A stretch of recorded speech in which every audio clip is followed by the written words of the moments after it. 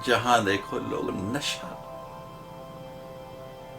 कैसा व्यसन लग गया है अच्छे अच्छे लोगों को, जो हमारे आइडल हैं,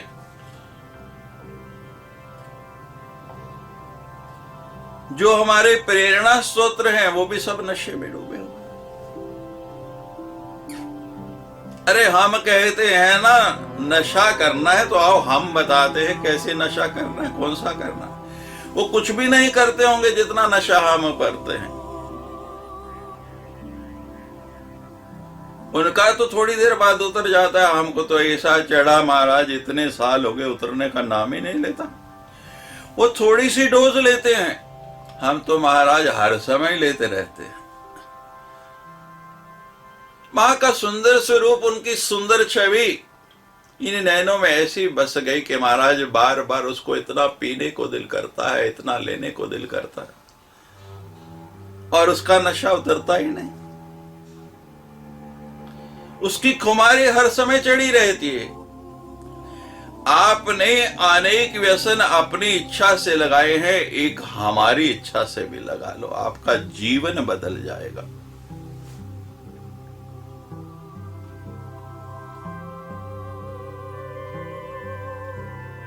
आज बुद्धि का विकास बहुत होता जा रहा है। आज लोग बहुत बुद्धिमान हो गए, बहुत ज्ञानी हो गए हैं। महाराज हम कहा करते हैं कि बुद्धि का विकास और श्रद्धा का विनाश। बुद्धि का विकास यानी श्रद्धा का विनाश। एक कली विडंबना नाम का ग्रंथ है, उसमें लिखा है कि कली में लोगों की अधर्म में रुचि बढ़ जाएगी। कली में अधर्म में रुचि बढ़ जाएगी। कैसे कैसे अधर्म हो रहे हैं आप देखें। पैसे दे के दंगे कराए जाते हैं, सब कुछ प्रायोजित है। 500 रुपए दे के पत्थरबाजी कराई जा रही है।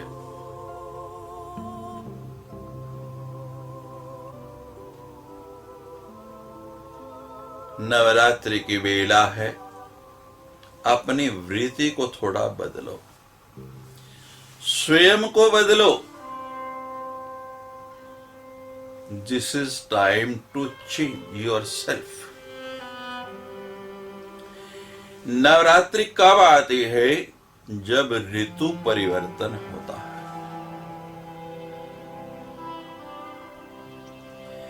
जब हम एक ऋतु से दूसरी ऋतु में प्रवेश करते हैं। नव यानी कुछ नया करने के लिए, नया अन्न आ रहा है, नया मौसम आ रहा है, तो हमको भी कुछ नया करना चाहिए।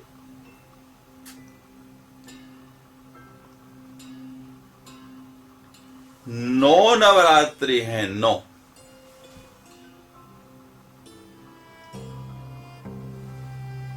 माह ही हम गर्भ में रहे हैं। 9 ही ग्रह हैं, 9 ही रत्न हैं, 9 ही निधियां हैं। 9 ही दिन राम रावण का युद्ध हुआ।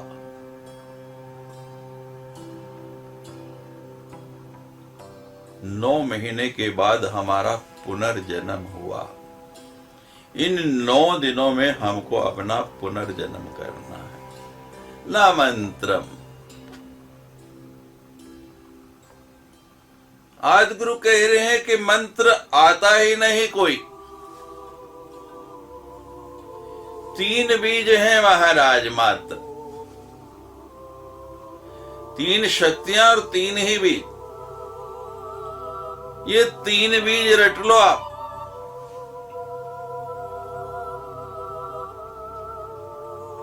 आजकल समय ऐसा है महाराज, जिसको देखो ट्यूशन करता है। ट्यूशन के बिना आजकल के बच्चों की पढ़ाई नहीं होती।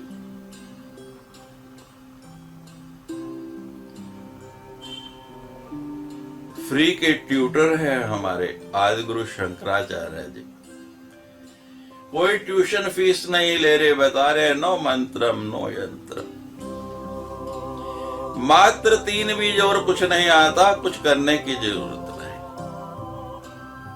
इस नवरात्रि में हमने बताया पहले 3 दिन काली, फिर 3 दिन लक्ष्मी, फिर 3 दिन सरस्वती। एक एक बीज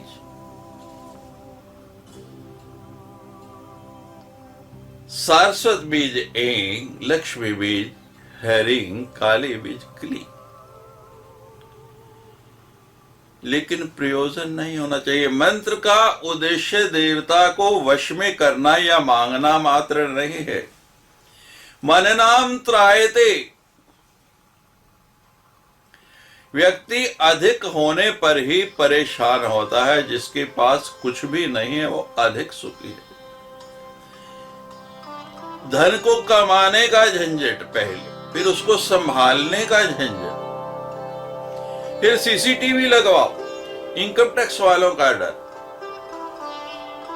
रेड ना पड़ जाए, कहीं नोटबंदी ना हो जाए। मानव जब तक धन के पीछे दौड़ रहा है तब तक वो निर्धन है, और जब तक उसका निधन नहीं हो जाता तब तक उसी के पीछे दौड़ रहा है। बताओ, ये धन के पीछे दौड़ना निधन नहीं तो और क्या है? उसको जोड़ते जोड़ते मर जाता है कोई पाई साथ के लेके नहीं। ये नवरात्रि की वेला है, वो धन इकट्ठा करो जिसको आप साथ लेके जा सकते हैं। शक्ति के अनेक प्रकार हैं, उसकी साधना करने का तरीका क्या है? उसका मंत्र कोड वर्ड है, पासवर्ड है, चिप में सब जानकारी है। आपके मोबाइल में सब जानकारी है। आपकी ईमेल, आपका फेसबुक, व्हाट्सएप अकाउंट,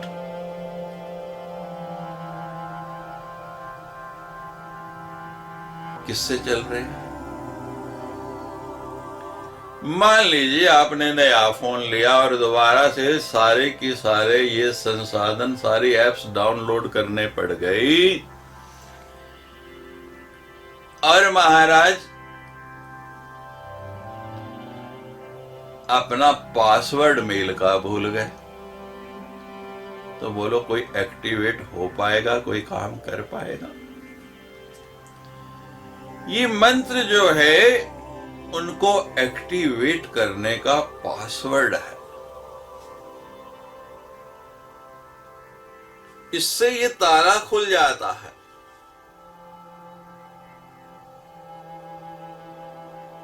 और जब हम मंत्र भूल जाते हैं तो फिर वैसे ही परेशानी होती है। उपनिषदों में 2 तोते बताए गए, एक फल खा रहा है और दूसरा देख रहा है। कौन कौन ये 2 तोते हैं?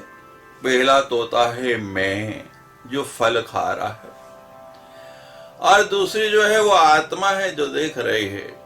मंत्र स्थूल में सूक्ष्म है।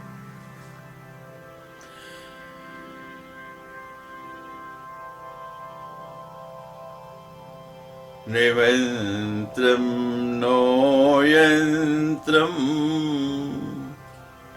तदपि चेने जाने स्तुति महो। हे मां, मुझे सारे मंत्र याद आते हैं, लेकिन आज मैंने अनुभूति हुई कि मैं कोई मंत्र नहीं जानता।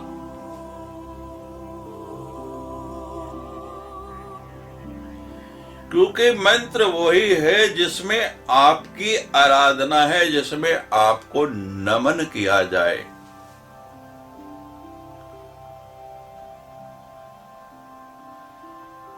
महाराज, संपत्ति से पहले सन्मति कही गई है।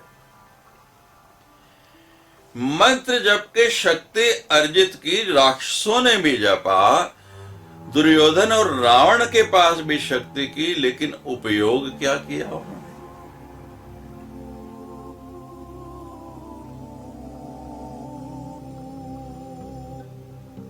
मंत्र का उपयोग करना आ जाए, अगर उसका उपयोग हम सही नहीं कर सके तो मंत्र जानते हुए भी हम अनजान हैं। आदि गुरु कह रहे कि मुझे कोई मंत्र आता नहीं, क्योंकि मैंने कभी आपकी स्तुति की ही नहीं। इतने स्तोत्र रच दिए, सबको शास्त्रार्थ में परास्त कर दिया, लेकिन मां जब तक आपको नहीं जाना तो इसका मतलब न मंत्रम नो यंत्र। तदपि चेने जाने स्तुति महो। ये मां मुझे तो आपकी स्तुति करनी भी नहीं आती है। देखो, मां की स्तुति मां की कृपा को, मां की करुणा को द्रवत कर देती है। बच्चे को मां से मांगना नहीं पड़ता है, बड़े को मांगना पड़ता है। बच्चे को मां स्वयं देती है। बड़े को मां अपने हाथ से नहीं खिलाती, बच्चे को अपने हाथ से खिलाती है।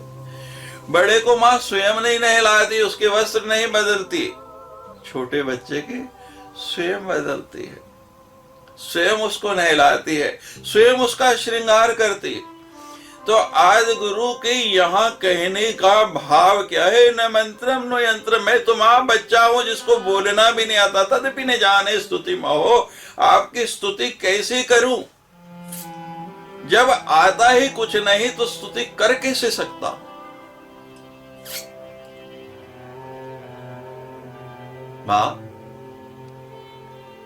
मां की कृपा दो तरह से होती है। एक करुणा और एक कठोरता। मां करुणा करे तब भी उसका दुलार है, उसका प्यार है, और मां कठोर हो जाए तो भी वो आपको सुधारना चाहती है। मां का यही गुण तो है। मां भगवती की आरती गाते हैं, मां अम्बे गौरी आप गाते हैं, जय अम्बे गौरी मैया जय श्यामा गौरी, तुमको निशिदिन ध्यावत हरि ब्रह्मा शिवरी। तीन तीन देवता जिसकी उपासना कर रहे हैं, और कुछ क्षण नहीं, हम तो आपसे केवल 9 दिन के लिए कह रहे हैं।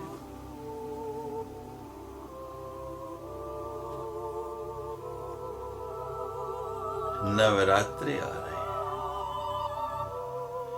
यहां लिखा है निशी दिन, यानी रात दिन उसका ही ध्यान कर रहे हैं। देवी भागवत में आप पढ़ते हैं कि वटपत्र पर शयन किए उस समुद्र के भयार्णव के अंदर सर्वत्र जल ही जल है। अपने पांव का अंगूठा मुंह में डाला हुआ और स्मरण कर रहे हैं कि मेरी रचना करने वाला कौन है। एक चीनी कहावत है,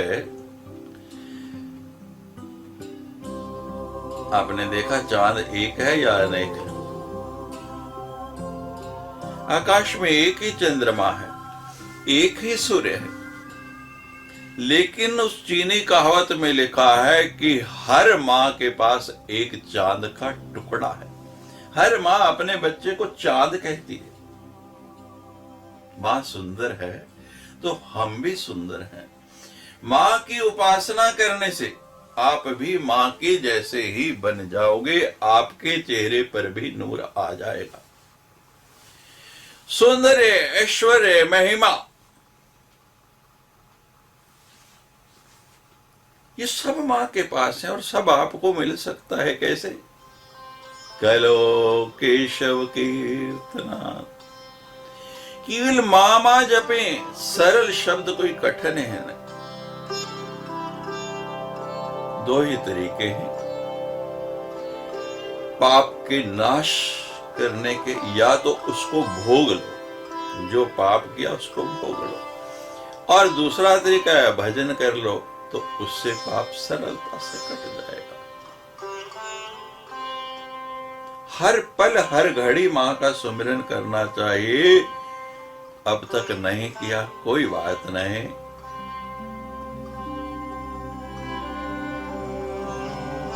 17 अक्टूबर से नवरात्रि प्रारंभ हो रही।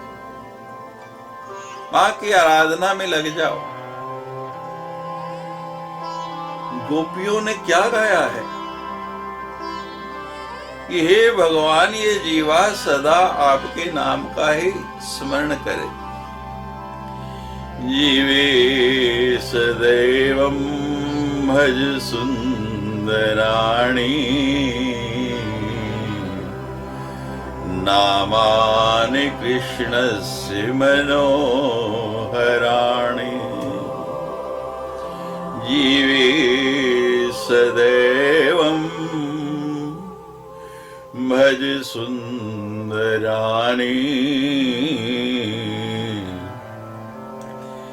नामानि कृष्णस्य मनोहराणि। समस्त भक्तार्ती विनाशिनानि,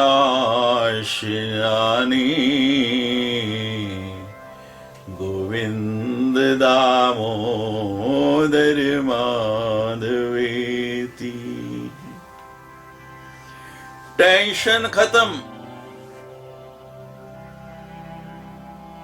कीर्तन करो। कहते आता नहीं महाराज, अरे बाथरूम में छुप कर करो, लेकिन करो। नहाए करो या बिना नहाए करो, लेकिन करो। तुमरे भजन राम को पावे, जन्म जन्म के दुख बिसराओ। हनुमान चालीसा में लिख दिया तुलसीदास कि भगवान को पाने का, भगवती को पाने का एकमात्र साधन क्या है? तुमरे भजन। और जब उसको पा लिया, भजन कर लिया, तो समझ लो जन्म जन्म के दुख विसरा। मां से मांगने पर भी अगर आपको ना मिले तो इसके पीछे एक नहीं 4 कारण हो सकते हैं। इन चारों में से कोई कारण है, नहीं तो मां तो महाराज अभी मुख से शब्द निकलता नहीं, आपकी जुबान पर आता नहीं और देने के लिए तत्पर बैठी है। कौन कौन सी 4 कारण है? पहला कारण, अभी हम पात्र नहीं है, अभी उसके योग्य नहीं है, हमारी योग्यता नहीं है। बालक के हाथ में मां खड़ग नहीं दे दी, पता है कि बालक अपना ही गला आपसे काट सकता है। तो पहली बात ये समझ लीजिए कि हम अभी इसके योग्य नहीं हैं, पात्र बनो। यही तो बता रहे हैं आदि गुरु। ये नहीं कह रहे कि मैं बहुत मंत्र जानता हूं, बहुत यंत्र जानता हूं, मुझे स्तुति बहुत अच्छी करनी आती है, मैंने इतने अच्छे स्तोत्र। वो कहते नहीं, मुझे तो कोई मंत्र नहीं आता, कोई यंत्र नहीं आता, और स्तुति जब मंत्र यंत्र नहीं आता तो आपकी मैं कैसे कर सकता हूं? तदपि नहीं जाने स्तुति। दूसरा कारण, अभी उचित समय नहीं आया है। वर्षा ऋतु आएगी, सावन आएगा तभी आएगा। आम गर्मी में आएंगे, सर्दी में नहीं लगते हैं। और हमारे प्रदेश में चेरी गर्मी में लगेगी।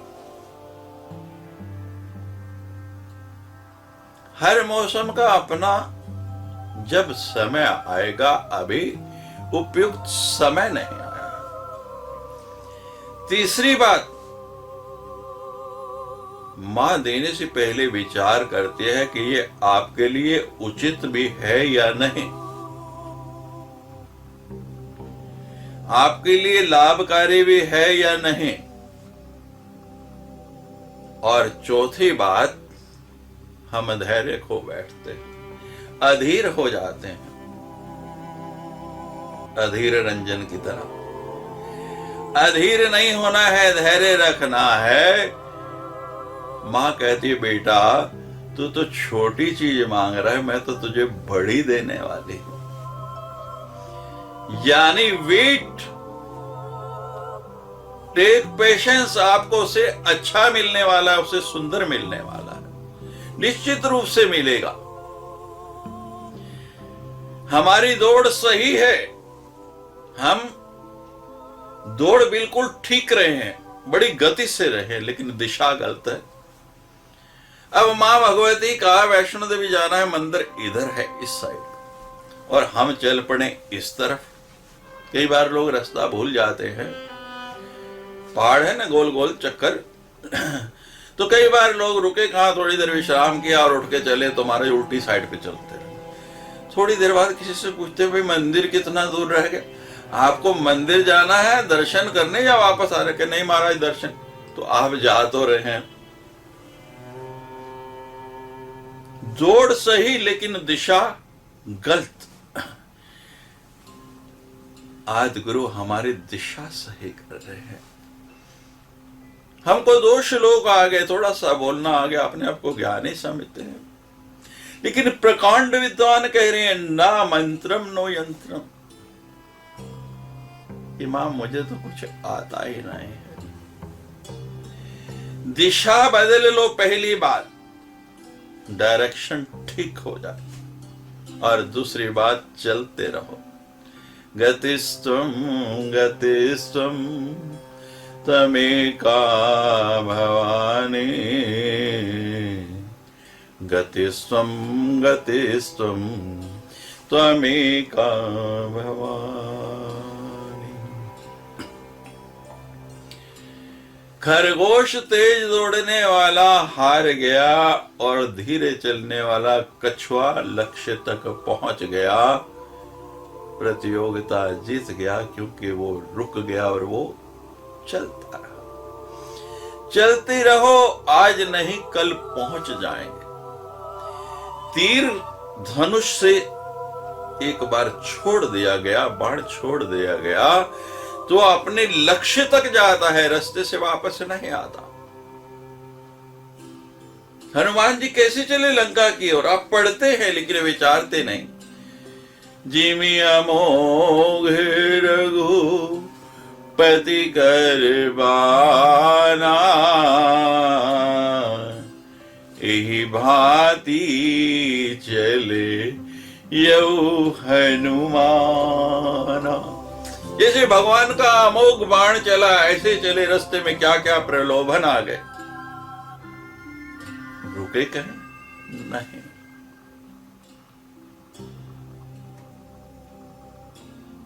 स्वामी रामकृष्ण परमहंस मां के लिए रोते थे। मां नहीं मिलती तो विचलित हो जाते थे, दर्शन नहीं होता तो। और मां वो नेत्र बंद करके बैठे, मां स्वयं आती और वही थाली जिसको भोग लगाने के लिए वो लेके बैठे, उसमें से उठा के उनको खिलाती।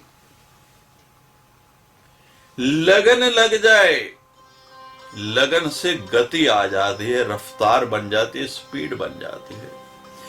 लगन जब लग जाती है, वो ये पूछता नहीं कि कितनी माला फेरूं स्वामी जी, नवरात्रि आ रही है मैं क्या करूं, वो तो करने लग पड़ा।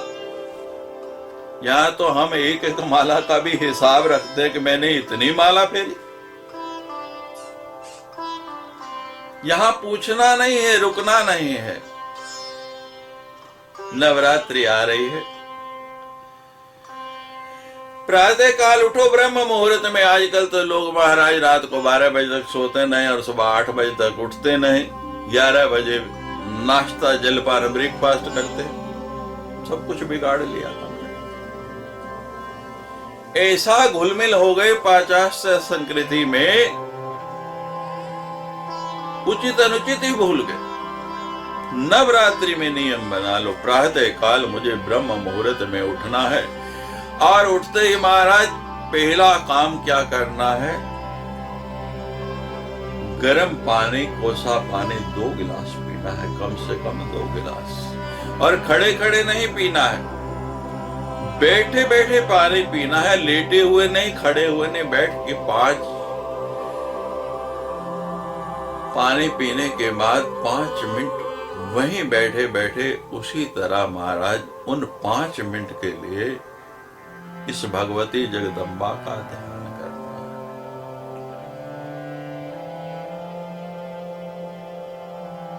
है। हे मां, आपकी नवरात्रि आई है, 5 मिनट सब कुछ भूल के उसका स्मरण करो।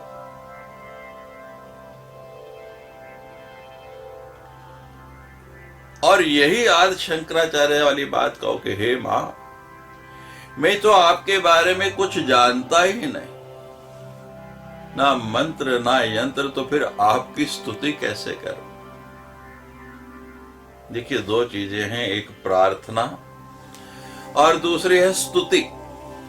दोनों में बड़ा अंतर है, डिफरेंस है। प्रार्थना और स्तुति में बहुत अंतर है। यहां आदिगुरु शंकराचार्य स्तुति कर रहे हैं मां के, और भवान्य अष्टक के अंदर वहां प्रार्थना कर रहे हैं, न तातो न मातो। वहां बता रहे हैं कि मैं क्या हूं, और यहां बता रहे हैं कि मैं कुछ नहीं हूं।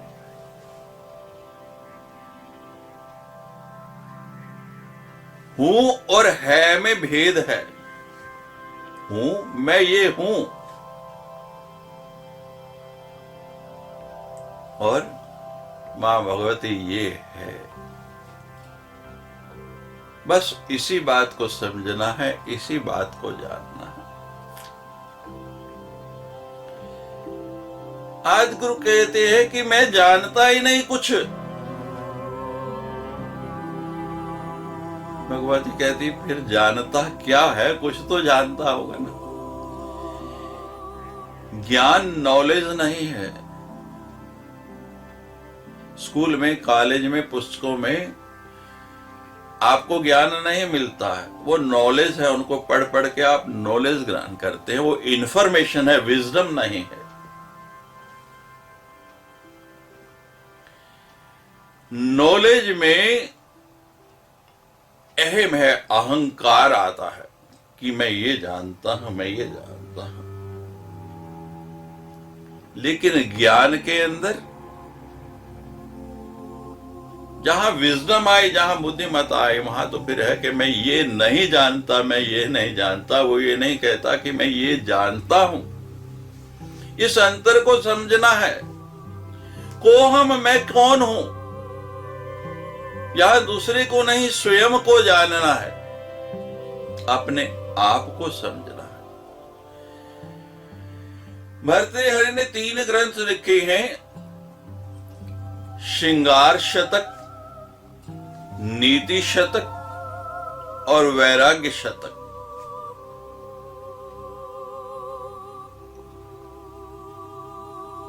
और महाराज क्या सुंदर ग्रंथ लिखे। वैराग्य शतक में भर्तृहरि बता रहे हैं कि 5 प्रकार का डर है हमको, 5 प्रकार का भय है। कौन कौन सा 5 प्रकार का भय है? पहला है आजीविका कमाने का, दूसरा है वियोग का भय, तीसरा है अपमान का भय, चौथा है पद प्रतिष्ठा का भय, चौथा है मृत्यु का भय।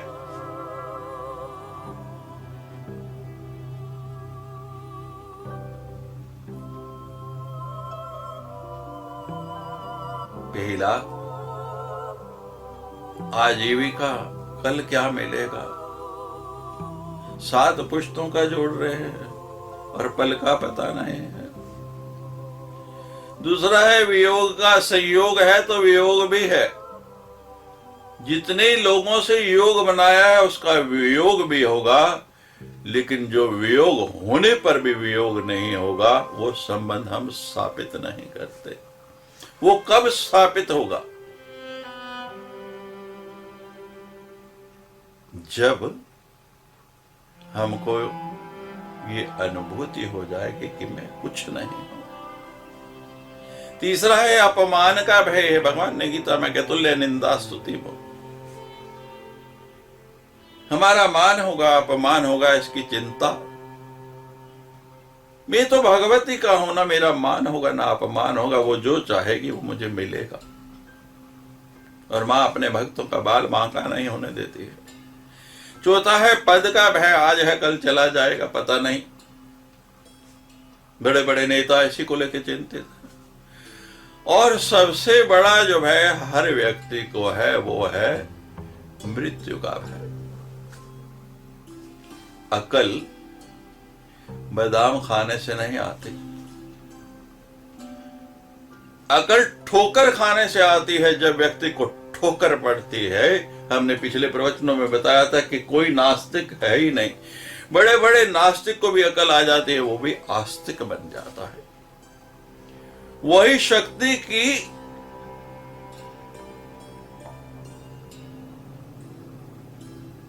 प्रेजेंस का, एग्जिस्टेंस का, उसकी सत्ता का खंडन करने चले थे, लेकिन ऐसी ठोकर पड़ी, अकल आ गई कि लगे न मंत्रम नो यंत्रम। अपने इष्ट को मध्य में रख के मनन करेंगे तो कभी आप भूलेंगे नहीं कि मैं कौन हूं। इस नवरात्रि में मनन करें।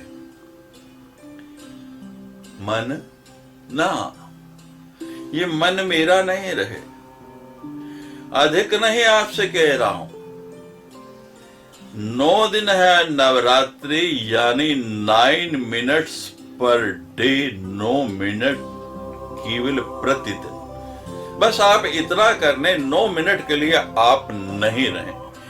ये मन 9 मिनट के लिए भगवती को दे दे। 9 मिनट के लिए भगवती के अलावा किसी दूसरी वस्तु का चिंतन आपके मन में नहीं आए, कोई और वस्तु आपको स्मरण नहीं हो।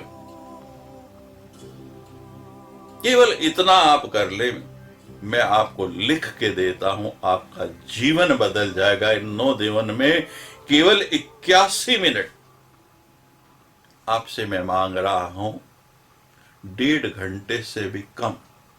प्रतिदिन में 24 घंटे हैं, 1440 मिनट बनते हैं। अगर परसेंटेज लगाएं तो पॉइंट कुछ परसेंट ये परसेंटेज बनेगी। आपने बड़े बड़े दान दिए, बड़े बड़े।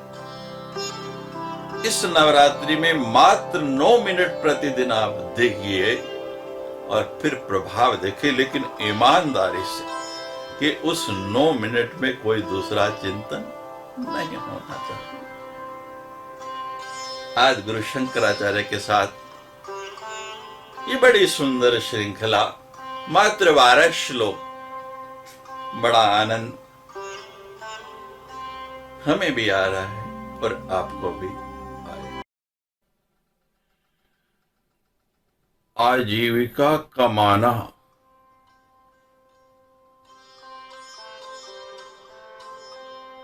कमा लिया तो डर, और नहीं कमाया किसी से योग हो गया तो वियोग भी हो गया। दोनों ही स्थितियों में समस्या है।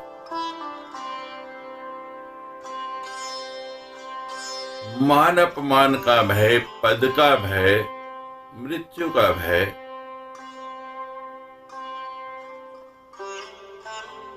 ये हमारा ध्यान केंद्रित नहीं होने देते, ध्यान लगने नहीं।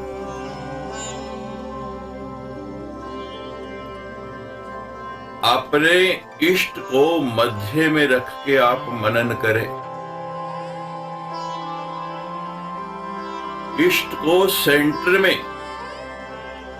आपके घर में वॉशिंग मशीन तो होगी ना, कपड़े धोने वाली, ऐसे कपड़े धुलते हैं, कभी आपने देखा? उसके मध्य में उसकी सेंट्रीफ्यूगल फोर्स है, उसको घुमा रही है, उसके कारण वो कपड़े धुल रहे हैं। जब हम अपने इष्ट को पूरा उसी तरह सेंट्रीफ्यूगल फोर्स की तरह मध्य में रख के मनन करेंगे तो फिर वो हमें कभी भूलेगा नहीं। दूसरों की स्मृति जो है वो उसको भंग नहीं होने देगी, उसमें व्यवधान नहीं आने देगी। गीता में भगवान कहते हैं तस्मात् सर्वकालेषु माम अविस्मत्। हर स्थिति में, हर परिस्थिति में कर्म करते हुए भी उसका चिंतन हो, अकर्मण्य नहीं होना है। कर्म करते रहो, कर्म करते हुए भी उसका चिंतन जो है वो टूटे नहीं, उसका मनन जो है वो भूले नहीं। प्रमाण है युगल गीत इसका। वाम बाहु कृत वाम कपोलो बलगीत उर्धरार्पित वीणु कोमलांगुलीभिराश्रित मार्गम गोप्य इरति अतर मुकुंद। चित्त वृत्ति का मतलब ये नहीं है कि नाक पकड़ के बैठ गए। नाक पकड़ के नहीं बैठना है, चित्त में उसका स्मरण रहे, चित्त के अंदर वो बसा रहे। गोपियों ने भगवान को उनके चरण अपने हृदय पर रखने को कहा। अपने हृदय के ऊपर उन चरणों को विराजित करने के लिए वहां उनको स्थापित करने के लिए कहा। लोग इसका गलत अर्थ निकाल लेते हैं। भाव का अंतर है। क्यों कहा उन्होंने यहां रखने के लिए? क्या प्रयोजन था, क्या कारण था इसके पीछे? क्योंकि सबसे अधिक गंदगी, सबसे अधिक कीचड़ यहीं पर है। सबसे गंदी वस्तु अगर कोई है तो हमारा मन है। शरीर की गंदगी हम प्रतिदिन साफ करते हैं, जो बहुत कम गंदा होता है।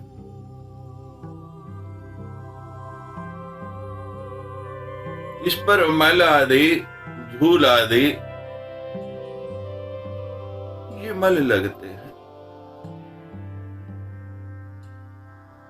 लेकिन मन के अंदर महाराज इससे भी अधिक गंदगी है। वहां विकारों के, बुरे विचारों के इतनी गंदगी, इतना कचरा आता है कि वो तो पल पर हर क्षण गंदा हो रहा है, हर क्षण मैला हो रहा है। सबसे अधिक कीचड़ यही है। तुलसीदास जी ने कहा है कामादि दोष रहितम गुरुमान संचय। ये हमारा मन काम आदि दोषों से निवृत्त होके साफ बन जाए, धवल बन जाए।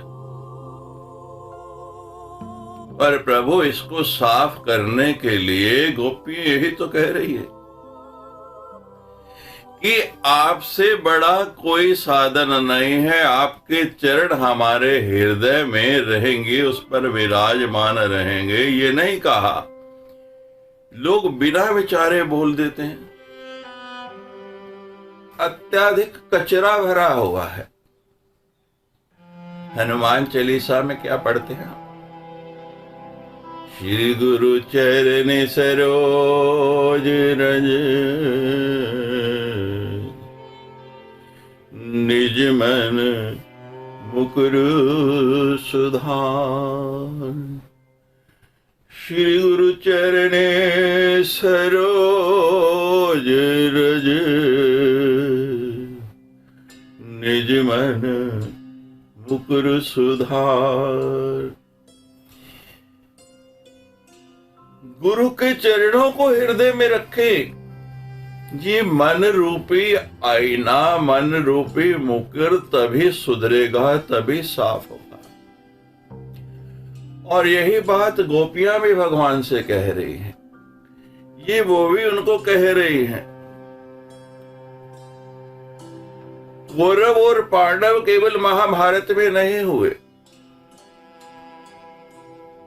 ये दोनों हमारे मन के अंदर प्रतिपल बसते हैं। कौरव कौन है? जो धर्म को नहीं अधर्म को मानते हैं। पांडव कौन है? जो भगवान को अपने साथ रखते हैं। यहां स्वयं युधिष्ठिर धर्मराज है। पांडवों ने भगवान को अपने साथ रखा, हर समय उनको स्मरण रखा, तो उनकी मन के अंदर बुराई नहीं आई। वहां कोई शकुनी घर नहीं कर सका। आदि गुरु शंकराचार्य क्षमा सूत्र में यही कहते हैं।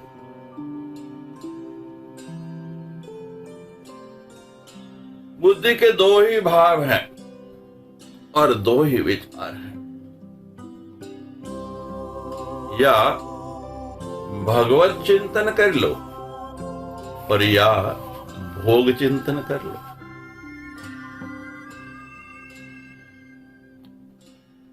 भोगों में चिंतन रहेगा, भोग हर समय मन में बसे रहेंगे तो विकार आएंगे, और भगवत चिंतन रहेगा तो शुद्ध विचार आएंगे। बुद्धि निर्मल बन जाएगी, सुंदर बन जाएगी।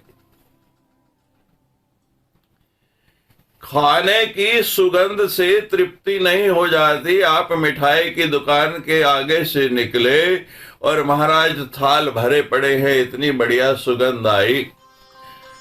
आपके अन्नपूर्णा भंडार में किचन में बहुत स्वादिष्ट भोजन बन रहा है और महक बाहर तक आ रही है, आपके नथनों से अंदर जा रही है, गंध आ रही है, भोजन है, लेकिन उससे आपकी तृप्ति नहीं होगी, आपका पेट नहीं भरेगा।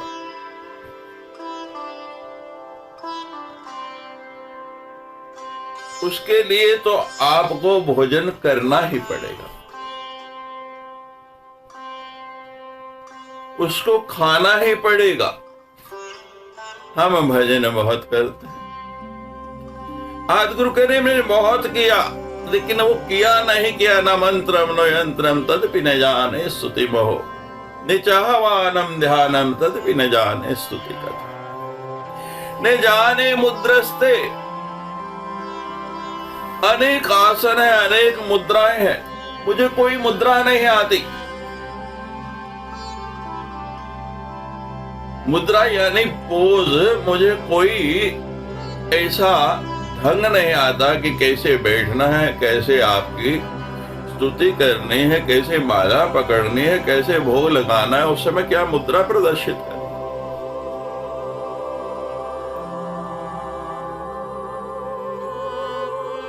नहीं जाने मुद्रस्ते, मुझे तो वो भी नहीं आते।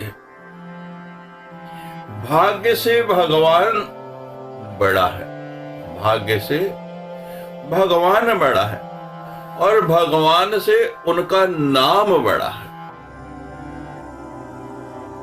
भगवान से भी बड़ा उनका नाम। कली में 4 साधन दे दिए।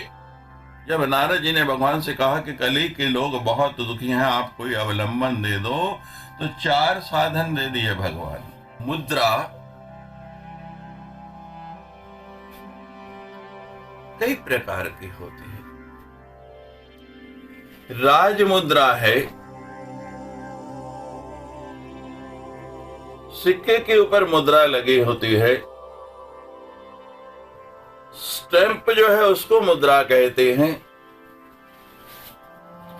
और महाराज हमारे चेहरे के अंदर भिन्न भिन्न प्रकार की जो आकृतियां बनती हैं वो भी मुद्रा है। कैसे कैसे चेहरे बना लेते हैं लोग।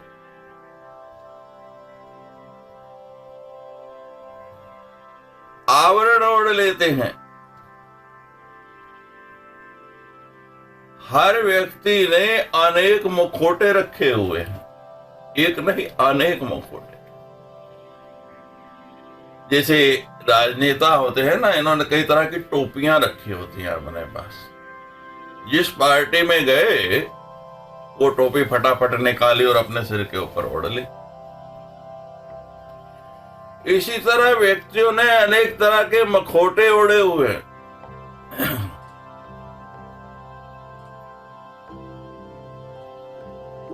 क्या बताए महाराज, अंदर और बाहर और, दुकान और वस्तु की और साइन बोर्ड दूसरा लगा है। अधिकतर लोगों का यही स्थिति है, यही क्रिया है। न जाने मुद्रा। मां मुझे तो कोई मुद्रा बनानी भी नहीं आती है, और जब कुछ भी नहीं आता है तो फिर आता क्या है। किसी मां एक बात और है, जब और कोई साधन नहीं होता तो बालक रोता है, और बालक के रोने से ही मां समझ जाती है कि इसको क्या चाहिए, वो वस्तु उसको मिल जाती। लेकिन हे मेरी मां, हे भगवती, तदपि चिन जाने विलपनम।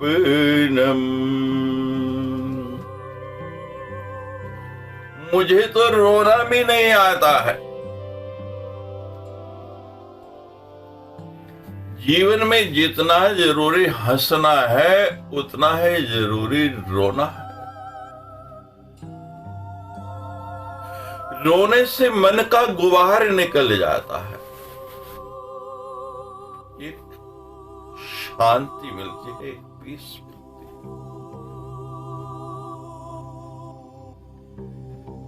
आंखों में अश्क आए, दृग बिंदु आए तो इनको बह जाने दिया करो।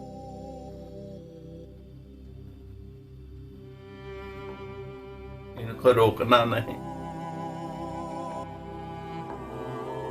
समाज के सामने रोने से डर लगता है, कोई बात नहीं, मत रो। लेकिन भगवान के सामने रो लिया करो कभी कभी। महाराज एक नेत्र रोग है जिसको कहते हैं ड्राई आइस।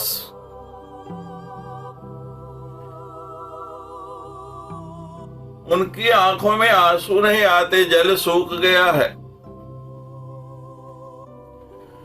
उनको कृत्रिम आंसू दिए जाते हैं।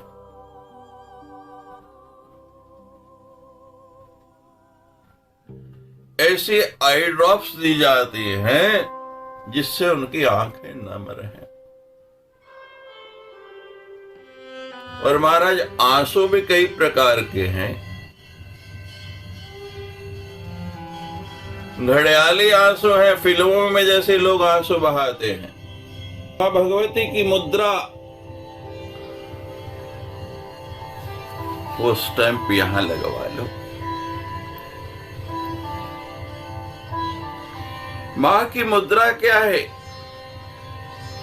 उसकी कृपा। मां की कृपा मिल जाए, मां की अनुकंपा मिल जाए, जीवन सफल हो जाए। मेरी कृपा में, मेरी दया में, मेरी कृपा में मेरी दया मई करुणामयी अम्बा।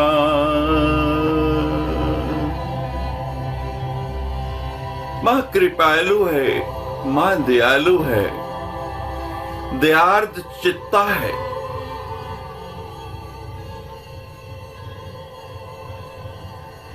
विलपना, वो रोना बच्चे का मिठाई मिली और चुप हो गया। मां क्या करती है? प्रलोभन देती है। बच्चा रो रहा है, मिठाई दी, कोई वस्तु दी और चुप हो गया। लेकिन यहां आदिगुरु बता रहे हैं आपको, मिठाई खा लेनी है लेकिन रोना नहीं छोड़ना है। मिठाई भी खा लेनी है, जो मां दे ले लेना है, ना नहीं करनी, लेकिन रोना नहीं छोड़ना। रोना छोड़ दिया तो फिर मां चुप कराने नहीं आएगी। संसार के आगे रोना छोड़ दो, कुछ नहीं मिलने वाला।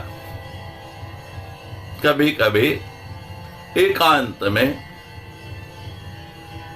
भगवती के मंदिर में जाके, घर में जहां उसका विग्रह, नहीं तो मन में उसको स्थापित करके जोर जोर से रोया करो उसके सामने। आप देखोगे कितना परिवर्तन आ गया आपके अंदर। ना मंत्र आता है, ना यंत्र आता है, ना स्तुति आती है, ना बुलाना आता है। आवाहनम, कैसे आपका आवाहन करें, कैसे बुलाए, ये भी नहीं आता।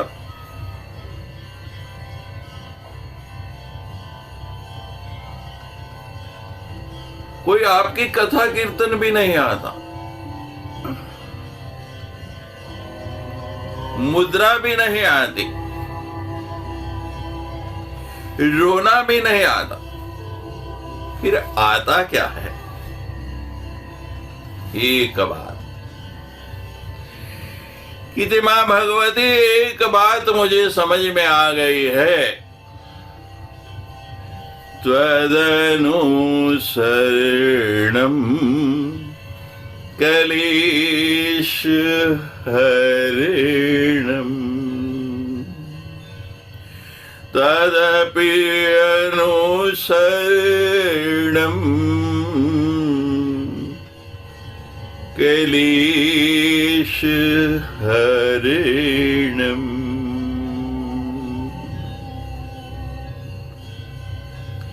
ये मेरी समझ में आ गया है कि आपका अनुसरण करना, आपके पीछे पीछे चलना,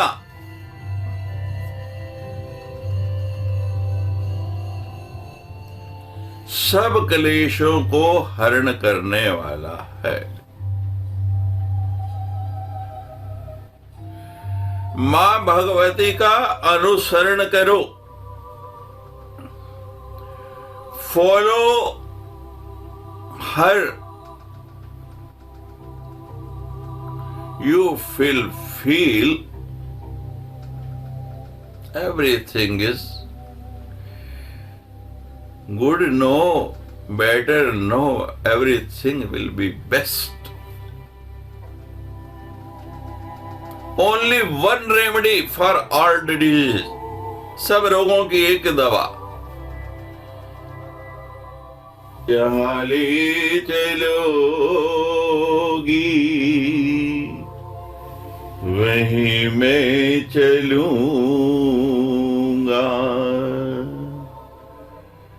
मां जहां ले चलोगी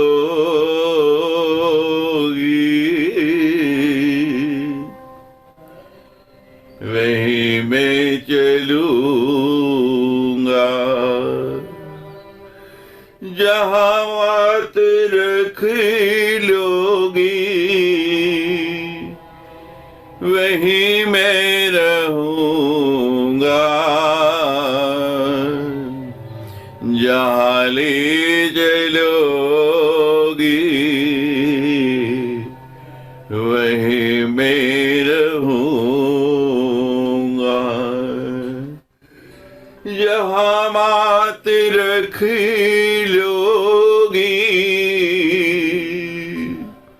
जहां बात रख लोगी वहीं मैं रहूंगा, जहां ले चलोगी वहीं मैं रहूंगा।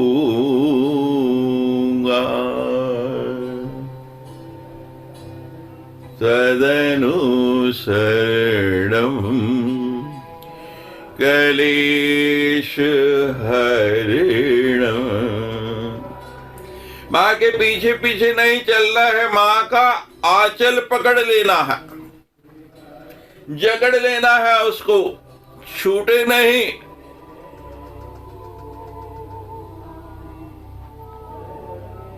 एक पल के लिए भी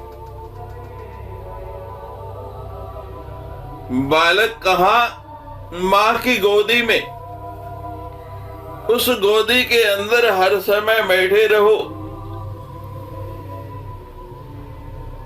वहां अपना परमानेंट हाउस यानी कि वहां अपना स्थायी घर बना लो।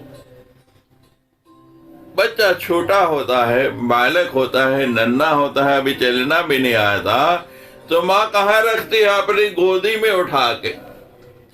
तो ये माँ, मैं तो आपका नन्हा सा बालक हूं, बस इतनी बात मुझे समझ आ गई है कि मुझे अब और कहीं जाना नहीं और कुछ करना नहीं।